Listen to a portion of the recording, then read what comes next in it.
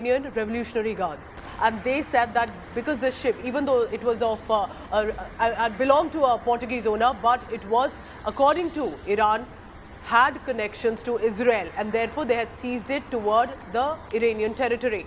But on board of this ship were at least 17 crew members from India. While they are still with Iran, there have been assurances of statements that have come out that we will ensure that they will be released just in time and that they are safe.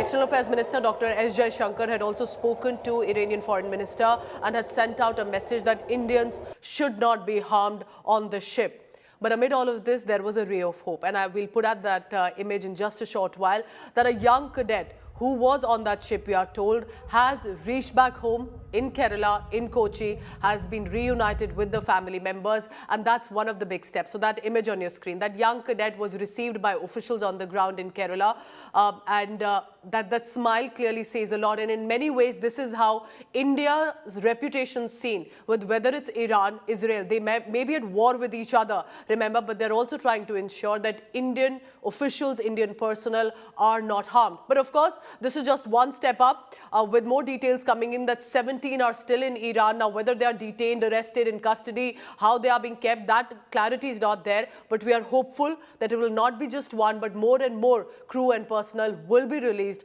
and they'll be heading back home. So I want to bring in Ambassador Ashok Sajjanhar here. Do you think, sir, that whether it's years of building that relationship or with regard to the incumbent relationship we had with other countries, and clearly a rise of India and economic stability, a political powerhouse, to be sending across a message that you do not and will not hurt Indians in your territory? Do you think that relationship also has a lot of significance? No, absolutely. You're very right, Pooja. I think India's clout, India's image, India's influence has grown very significantly over the last many years, particularly over the last decade. And, it is not only related to the manner in which the Indian economy has performed. 10 years ago, India was the 10th or 11th largest economy. Today, it is the 5th largest economy. So its capacity to do good in the world has also increased. It is the fastest growing major economy. It will become the 3rd largest economy in just about 2-3 years. It'll become, today it is a $4 trillion economy. It'll soon become, in the 2030s, it'll become a $10 trillion economy. So all countries want to associate with India. But I think it also has, India's influence has grown in recent years because of the leadership that Prime Minister Modi has provided, by the rapport that Prime Minister Modi personally, individually has been able to establish with the world leaders. When we are talking of this region, Pooja, you would know that all the major powers in this region, all major countries in this region, have decorated Prime Minister Modi personally with their highest national awards for the huge impetus that he has provided to relations with those countries, whether it is Saudi Arabia, or it is UAE, or it is Bahrain, or it is Oman, or Egypt, you name it, all of them. And this, I think, is one of the great success stories of Indian foreign policy, that while this region earlier used to look at India through the Islamic Republic, through the prism of the Islamic prism of Pakistan, it was advocated. Today, India has emerged as a partner of choice, as a consensus builder with all these countries. And that is why you see that even in MSC Aries, there are 17 Indian crew members, and the Iranian foreign minister has said that no harm will come to them. They will be provided with consular access by our embassy personnel, and they would be released after, the normal formalities are concluded. So I think we can keep our fingers crossed and hope that very soon this will take place. And we have seen this in other regions also. So this, I'm sure, is not only in this region of Middle East or West Asia, but around the world. And we could see its execution, its implementation during the G20, when all countries came together to ensure that India's G20 presidency was a resounding Ambassador success. Sajjanar, as I look at Pooja. these images of Anteza Joseph, one of the crew members who has been released and she was received, what a moment, because we know how this went with Qatar. Even though the men were released, there was no clarity, no information. At one point, they were on a death row for some reason. Of course, it was the false charges. And when this individual, as a diplomatic success, is freed, and we will be praying and hopeful that all others, and if information is correct, that Iran has said they will likely be released very soon, it is a representation of how Indians are seen in other countries increasingly now, and specifically with the diplomatic equation. So that's one visual that has at least brought some relief to Indians to know that there is some conversation that is happening. And as I wrap up, Ambassador Sajjanhar, one question, and usually that criticism that, you know, we see the surround sound, the discourse coming in with the protests against Israel, that Israel is the provocateur. It is Israel that goes after and shows aggression, creates trouble, even though Israel says we do it in self-defense. If we do not stand up today, there are multi-pronged attack and we will be annihilated in no time. Do you think that it is that blame against Israel is fair, or is this really about the situation on the ground that is just proving troublesome? Is it the Western nations sort of pushing Israel toward that bigger conflict? There are a lot of conspiracy theories going on here. What do you think is really happening in this conflict? I think this is a very long history. It didn't start, on the neither on the 1st of April, nor on 13th of April, Correct. nor on 7th of October, Correct. nor even before that. You can go to the Yom Kippur War in 1973. You can go to the Intifadas in 2006, or to the Six-Day War, in 1967, or in 1956, or 1949 when Israel was formed. I think it is a very long history. And so it basically, all countries need to get together and ensure that there is peace, there is stability, there is security, and there is justice that is done to the people in the region. All these countries in the region, Pooja, they have fought with Israel in the past in all these wars that I have mentioned: 1956, 1949, 1967, 1973. And then they realized with the Camp David Accords at the end of 1970s that war is not the way to resolve this issue. And that is why you saw that Egypt established diplomatic relations with Israel. Subsequently, Jordan also established, and more recently, we have other countries also. So I think it is unless there is a permanent solution, and India has advocated that a two-state solution to this conflict, that Yes. both Israel and Palestine can live side by side in peace, in security, in tranquility, and stability. I don't think we'll be able to see this an end to this conflict. I don't agree with the fact that the Western countries are egging on Israel, giving it weaponry, arms, equipment. I think Israel has been acting in self-defense to maintain its, because the Jewish people have also been persecuted through the ages, and we know that it's not 1 century or a few centuries. I think through the ages they have been persecuted. They also have a right to a land of their own. They also have a right to stability.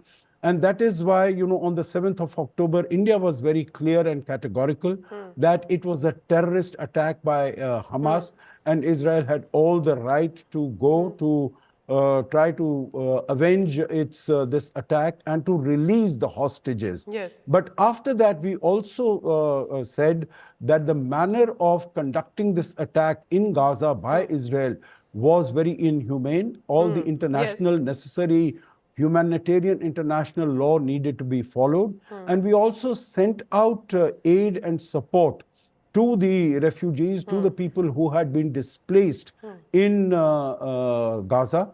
And we have continued to do that, support that, and we have continued to promote a two-nation policy, a two-nation theory by which peace can be, and security and stability can be established in the region. And there is no doubt about the human suffering that we're all witnessing, still ongoing in Gaza specifically. But what we see right now, remember, only looks like that this is going to escalate to a much larger levels. Can these countries come together, at least for now, to de-escalate? Or are we watching this telecast knowing that this perhaps could escalate in a manner that will engulf other nations as well? Not directly, but in a lot of other issues, for example, energy security, and that will not be even a direct participation, but will strictly impact Indians at a much worse level. So let's hope diplomacy and dialogue come in the picture here. I appreciate you joining us. As always, Ambassador Ashok Sajjanhar, for your expertise and your views. I'm leaving you with these visuals. Continue to stay tuned because Iran and Israel will be our top story. It's the biggest international developing story right now. There are in the airspace of Iran and Israel via Syria and Iraq, missiles, drones and fireworks that are being seen. Thank you for watching. Take care. Stay safe.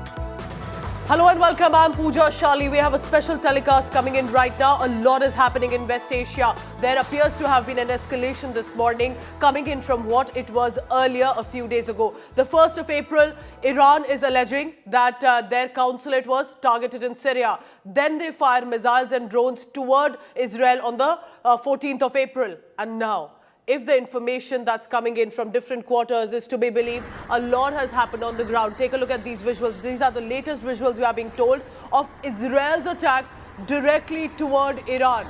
Remember, Iran had been able to, while hundreds of missiles and drones were fired toward Israeli territories, their sophisticated defense system had been able to intercept it, at least most of it, 90 to 90%, 95% we are told, and were able to break it down. But now, with Israel firing missiles and drones specifically toward Iran, and they have hit targets in Iran, are we looking at a wider conflict in the Middle East? Because remember, this regional conflict will not just be about West Asia, could actually turn into a global conflict.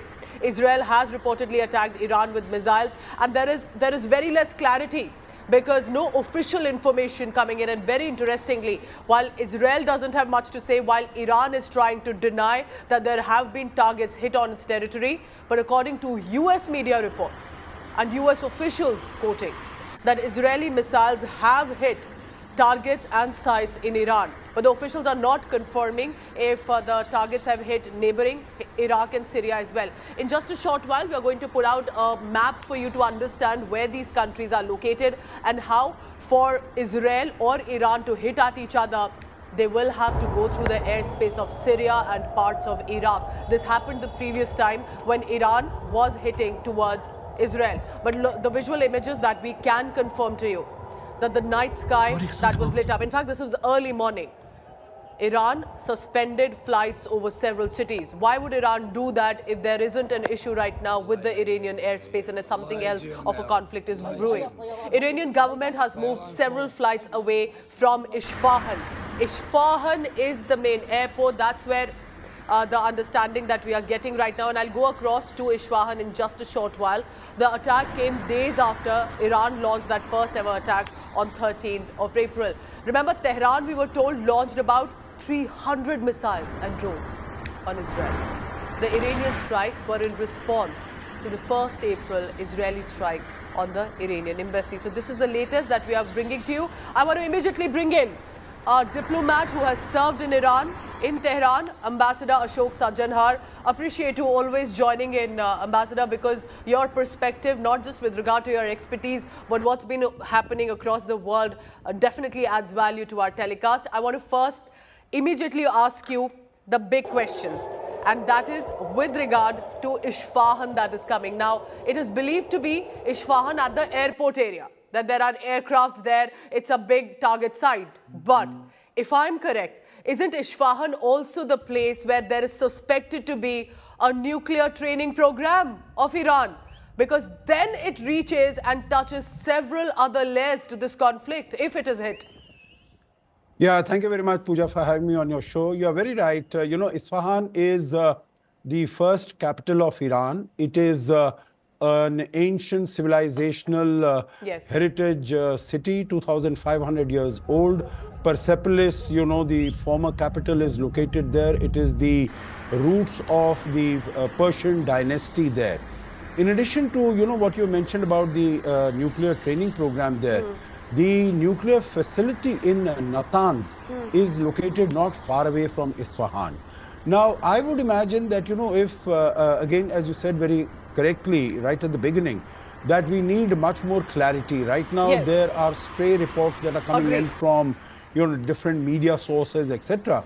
I don't think there is any confirmed information as to how many missiles, how many aircrafts, how many drones have come and fired here. Because I think if Israel were to take that step of going out, to avenge what it had to face just a few days ago in terms of 320 missiles and drones and rockets and ballistic and cruise missiles, then of course the attack has to be very, very big.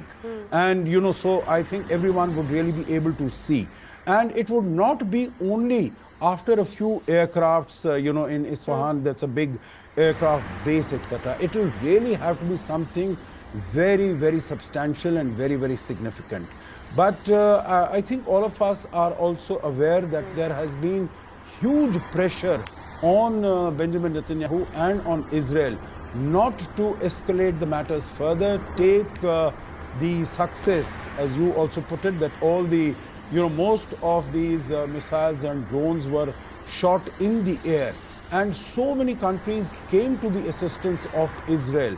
It was not only Israel's Iron Dome, it was also the Americans, it was also the French, the British, and even the Jordanians who shot down many of the Iranian drones and missiles over their own territory.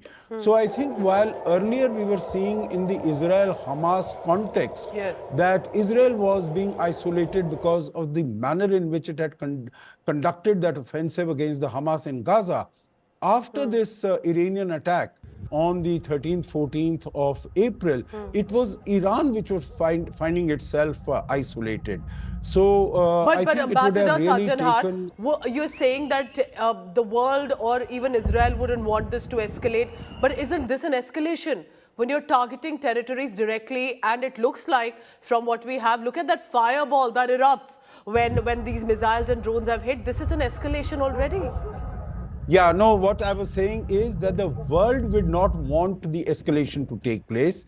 And definitely the United States would not want an escalation to take place, because that would be, termed as its failure. And it would be a huge setback to President Joe Biden as far as his re-election bid is concerned. As far as Israel is concerned, of course, it doesn't listen to what the world is saying. We've seen that for the last 6 months in Gaza.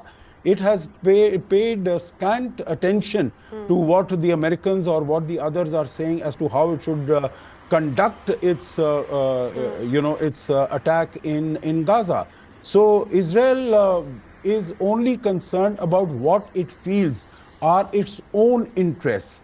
And at the moment, Pooja, I would say that if it wishes to retain the support of the United States, then I think it will have to listen more carefully to what the US is saying, because, again, the re-election bid of President Joe Biden is very closely linked and tied to what, how this conflict proceeds, and that it should not escalate any further.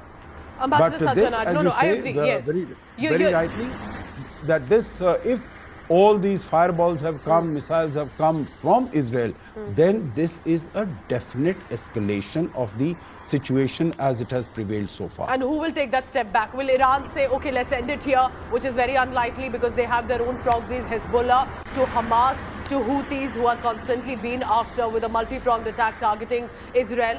The attack, remember, comes, and I request Ambassador to please stay on. This is after 13th of April, now that 19th of April. So within a week, from 1st of April, then 13th, and then 19th, there has been constant escalation. What do I know so far? As we can confirm to you that there is no definite clarity. Both Israel and Iran are, for now, comparatively how they would speak earlier, are comparatively quieter for now. There are not precise confirmations coming in, but American media reports and American US officials are speaking, and even though via their sources, what we know so far is from Iran that the reports that are coming in, that 3 blasts were heard and near a military base in Iran. Fighter jets are located in northwest Isfahan. Iran's semi-official Fars agency has reported defense is activated in response to an object that is likely to be a drone. So they are on the bench here. They are saying that something appears to have happened. We have activated our response, but we cannot add more. The target, according to, and we are told American media reports that I'm quoting here right now, that have spoken to US officials, target is not clear, but there has been a target that has been hit in Iran, and we are told again this is close to a base of the armed forces of Iran. So tensions clearly for now are escalating. Israel, let me bring you now what Israel has said. Israel's military has said, we do not have a comment at this time. Now that is not how Israel usually responds. If you would have noticed, ever since the Hamas barbarism in Israel on the 7th of October, the Israeli spokespersons, officials, everyone has been on camera constantly putting out their views. Right now, they appear to be saying, we don't have a comment at this time. But there is definitely, as you can see, the visuals are very clear. Where are these drones and missiles coming in? They're not coming in from Syria and Iraq. According to America, they have called for a restraint from Israel in a bid to prevent a regional war. The US has also added, they have been on the distance here. They've said, we did not give a green light here for this attack. Another official has told the CNN that I'm quoting right now. So America's news agencies have been reacting. The bigger question now is what happens next? What will be the ministers, the Khomeinis, the ones at the top leadership of the Iranian powers? They will decide now what next happens. All of this, India is watching closely. Ambassador Ashok Sajjanhar, I bring you in here. Ambassador, because India, like we have discussed earlier also, is friends with both Israel and Iran. So Israel, while has been our defense strategic partnership, has helped us at a time with weapons and ammunition when the USA or other countries have completely isolated us, did not want to help. They have come forward. They are suffering from terrorism like India does. But Iran and India have been century-old allies. We have been civilizational friends and now strategic partners as well. Indians are there in Israel and in Iran. What stand does India take at this moment? You know, when Iran, Pooja, what you say is absolutely correct. You know, we have Indians there. We also have strategic partnership with both these countries. We had Prime Minister Modi visit Iran in 2016, after which we gave a big push to the Chabahar project and to the International North-South Transport Corridor. Prime Minister Modi also visited Israel in 2017, the first Indian Prime Minister to visit Israel after we established diplomatic relations in 1992.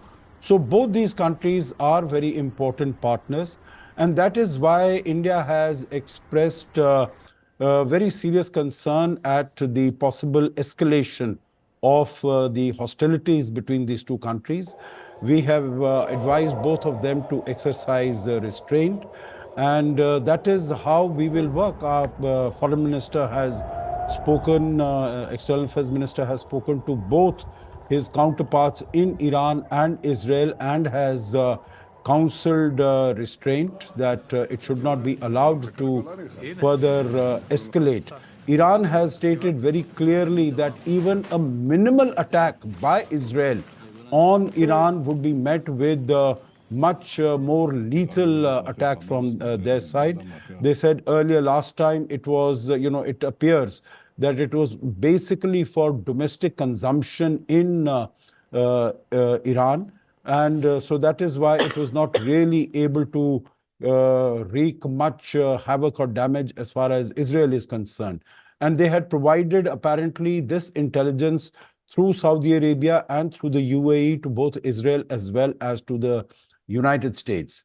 Now, if Israel were to attack, I'm putting a very big if here, because I think if Israel is to attack Iran, then it has to be a very visible attack, Pooja, because I think we need to understand what Israel is seeking to gain by this escalation. Number one, what it would seek to gain first is that it would like to send out a very clear message to its adversaries that if any one of them dares to attack Israel, then they would be met with the full force of military power that Israel has at its command. So it will not send out, 10 missiles, 20 drones, etc. It will be a very, very strong, severe attack. So this is a strong message that it wants to send out to the international community that, you cannot just play with Israel and get away with it. You will have to bear the full brunt if you dare to confront Israel. Secondly, the message will have to be to Iran that you have done this from your own territory. For the first time, you have attacked Israel, so you will have to bear the cost of the manner in which you have gone forward. Thirdly, it wants to send out a message to its own people. It is still breathing under this complex that on the 7th of October, the Hamas fighters could come in and could massacre 1,200 Israelis from Gaza and take away about 200 plus hostages. So it wants to send out a message to its domestic audience also that we are strong, we continue to be strong, and no power can take liberties with us. So, I think Israeli attack, as and when it comes, it will be a full-blooded attack rather than, a few missiles here and there. So you're saying basically this is more about testing waters, checking confrontation, and not like a full-scale attack? Because let's be honest here, both Iran and Israel have strong ammunition, strong weaponry with them. Their armed forces are extremely equipped. So it's in many ways, neither of these two countries are smaller, weak nations. And if they want to really go ahead with the escalation, it could look terrible. And of course, the world wouldn't want it at this time. Prime Minister Narendra Modi had said, this is not an era for war. I want to now bring in the map that our team has prepared for you to understand. Where are these countries strategically located? Because this Middle East mess, remember, could become a regional mess. And in a globalized era as today, as where we stand, this is not about 2 or 3 countries that are at war. This could engulf India included at this time, even though, of course, we have kept our distance and both our friends, Iran and Israel. Look where Iran is located, a fairly larger country. And then there is Iraq and Syria that it needs to cross with these missiles and drones that are fired at each other. On the 13th of April, that it was Iran firing about 300 missiles and drones toward Israel. Israel is that country located toward the sea in the corner, a fairly smaller nation, and is facing that multi-pronged attack, whether it's the Hezbollah, whether it's the Houthis, or of course we have the Hamas in Gaza. But right now, you see the sea in between. These US jets that have contributed and are saying that they have full-fledged support to Israel, they had also decided to go ahead, bomb parts of Yemen where the Houthi target sites are located. But for now, US has said in this issue, in this latest attack by Israel, we have not given a green light. So you're looking at where Gaza Strip is in the green and that yellow primarily is Israel. And when they fire, they go from Syria, parts of Iraq, its airspace, and then it hits Iran. This is a procedure that Syria and Iraq in many ways are also involved in right now. And that is why this regional conflict, remember, could take larger proportions. We are talking about, remember, about 10,000 Indians right now, we are told, live in Iran. And about 4 to 5,000, if I'm correct, are in Israel. There could be more or less, considering there have been troubling situations, but this is largely the number that is in Israel and Iran. Ambassador Sajjan Har, at this point, no advisory has gone out to leave. The advisories have gone out to just be cautious, to keep your consulate and embassies in touch as well. And as we look at how the situation is panning out, I don't see India is very far. Of course, there is the Pakistan border, Pakistan territory, but India will have to closely watch of what's happening at this point. Do you think, let me ask you as a devil's advocate, that should India militarily contribute either to Israel or Iran? No, I don't think so. To respond to your question, I think it is very far-fetched from our mind. Basically, there have been other opportunities. I think the last time that we sent our boots on the ground was basically to Sri Lanka in the IPKF. Otherwise, I don't think we have, or, before that we had, in 1988, Operation Cactus, we had sent them to Maldives. But I don't think we are in the business of sending our military personnel. And as we have been discussing, Pooja, also earlier, both of them are very close friends, very close allies. And I don't think we have, we favor either one of them or the other. We favor peace and tranquility in this area because, as you mentioned rightly, we have about 10,000 or so of our Indian nationals, but it's also strategically very important. I briefly mentioned the Chabahar and the International North-South Transport Corridor. That is very important, and Israel is important. We have only in recent years, we have the I2U2 platform that has been established. Our relations with Israel are progressing very strongly. We also have recently at the G20 launched what is known as the IMEC, that is the India, Middle East, Europe Economic Corridor. And that has much, not only economic, but also geopolitical significance. So we definitely cannot take sides as far as this conflict is concerned, because if this were to continue, Pooja, in addition to, if this were to escalate, in addition to what is happening in Israel and Iran, that we have to evacuate our people. We have, I think, according to the information I have, it's about 20,000 of our workers, basically in terms of caretaking staff in Israel. So getting them back, that would, of course, be a challenge from a war zone. But if this were to escalate, then whether it is our trade with this region, which is very significant, if it is investment in this region, our connectivity projects in this region, our import of energy from this region, which is also very, very high, whether it is UAE or Kuwait or Saudi Arabia. And then, of course, our Indian diaspora in this region, about 8 to 9 million people, about 80 to 90 lakhs of our people. And if they were to come under some sort of a threat, then that would be something that we will really have to look at very closely. Ambassador and Sajjan Har, I work want to on just it. add here, like you're mentioning, about 90 lakh people in total, Indians, live in the Gulf region.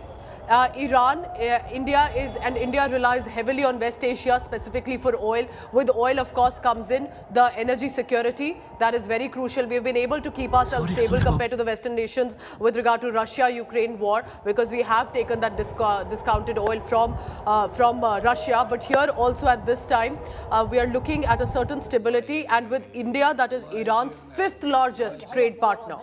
We have a lot of treasuries coming in from there, and we ship a lot of goods to Iran. So there's definitely a relationship that cannot be ignored, that cannot be sidelined at this point. But do you agree that this is not about Iran and Israel? This may be about their individual stronghold. Israel wants to say, we may be a smaller nation, we may be surrounded by nations that are constantly aiming at us, they want to annihilate Israel, but we'll fight back. Iran is saying, we are the new leader of the Muslim world, we are the new leader of the Middle East, and if you hurt Gaza, we will stand by and we'll hit at you, Israel. Do you think it's also about these ego powers in the Middle East?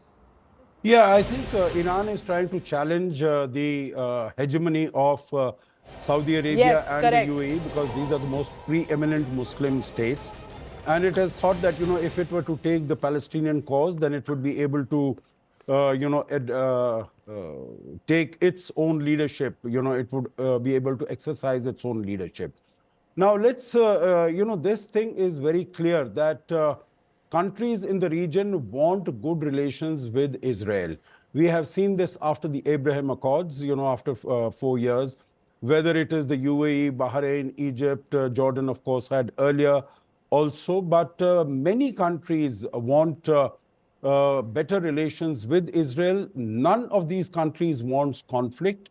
That is why you would see, what I had mentioned earlier, that as Iran wanted the other countries to get involved in this fight with Israel, but none of them really wants to get involved in a fight because they are all prosperous countries by and large, and no one wants war. And another thing, Pooja, in this is that if war were to take place, and we have seen that about 23% of global energy comes out of the Strait of Hormuz. Just a few days ago, we saw one of the Israeli ships, MSC Ares, that was confiscated by Israel. And if shipping were to be affected from there, if export of energy from there were to be affected, it is going to cause lots of problems to the global economy, particularly to developing countries like India, because we depend to the tune of about 85% of our requirements, energy requirements, for imports, and several of them come, much of the imports come from the West Asian region. Of course, you mentioned about imports at discounted prices from Russia, but Yes. also from West Asia. I think we import more than about 40–50% of our requirements. And the last point that I could mention here also is the remittances. India is the largest recipient of remittances in the world, more than $100 billion. And about 50% of that comes from this region. So it is, this region is very important. Stability, peace, security, and tranquility in this region is very important for us on a number of parameters, for a number of reasons that we have just discussed. So India would be very unhappy and very concerned and anxious if this stability were to be shaken as a result of this escalation of the conflict. So as we are looking at these visuals coming in, remember the early morning, late night, as you would like to call it, and just stay with the visuals right now. This is what has happened exactly about a few hours ago. I also want to take you through about what has been happening in the past 2 to 3 weeks. In the month of April, there has been a definite escalation between Israel and Iran. We'll look at that report now about how April has been for the Middle East, for West Asia.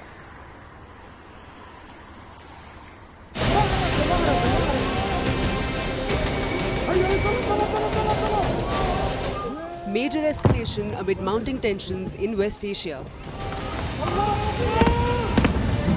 Explosions lit Israel's night sky and air raid sirens blared.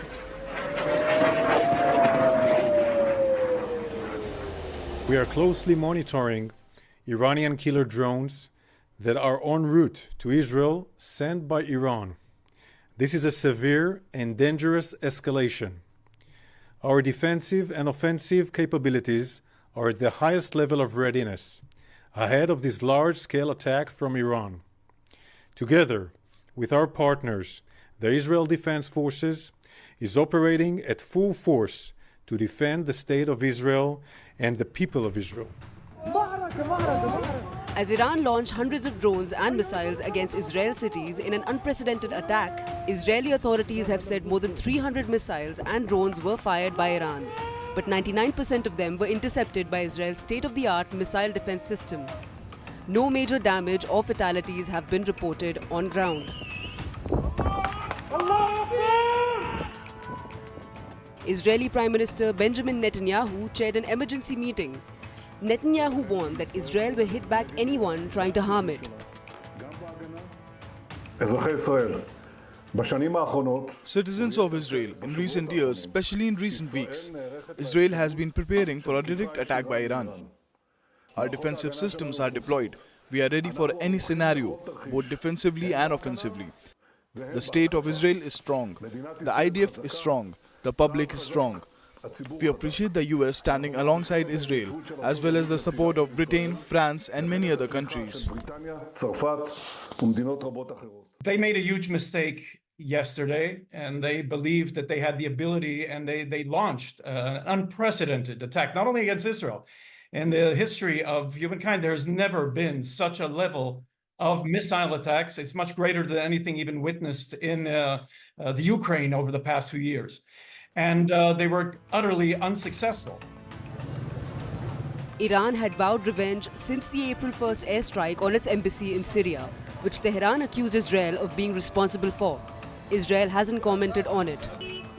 Israel has neither confirmed nor denied responsibility for the consulate attack.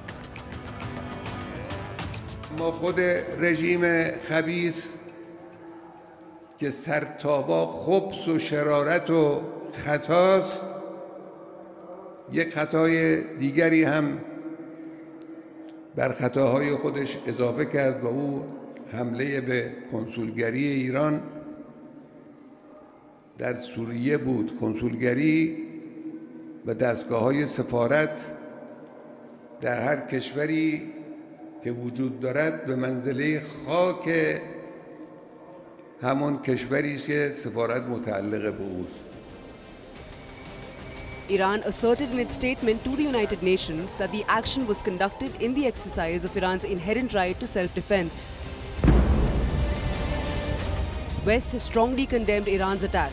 Backing Israel, US President Joe Biden said that its support for Israel's security is ironclad. Reacting to the latest developments, India has called for immediate de-escalation and exercise of restraint. India also vowed to help and rescue its citizens in conflict zone.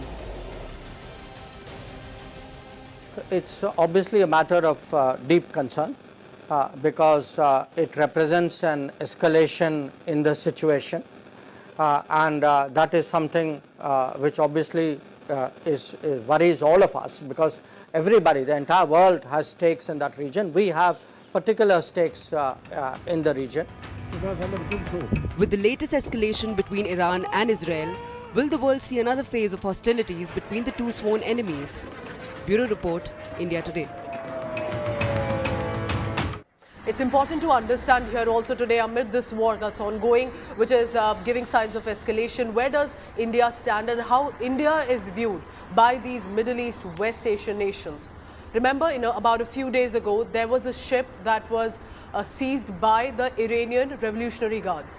And they said that because the ship, even though it was belonged to a Portuguese owner, but it was, according to Iran, had connections to Israel, and therefore they had seized it toward the Iranian territory.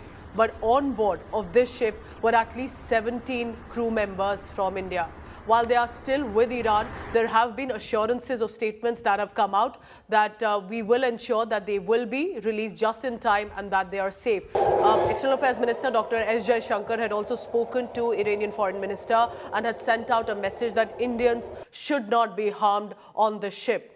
But amid all of this, there was a ray of hope. And I will put out that image in just a short while, that a young cadet who was on that ship, we are told, has reached back home in Kerala, in Kochi, has been reunited with the family members. And that's one of the big steps. So that image on